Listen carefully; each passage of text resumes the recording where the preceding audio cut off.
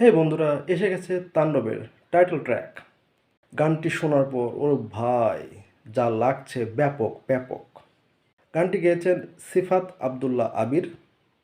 তিনি এই গানটি লিখেছেনও বটে এবং এই গানটির মিউজিক কম্পোজিশন করেছেন তানভীর আহমেদ। সিফাত আবদুল্লাহ আবিরের যা ভোকাল ভাই, পুরো গুজবাম্পস।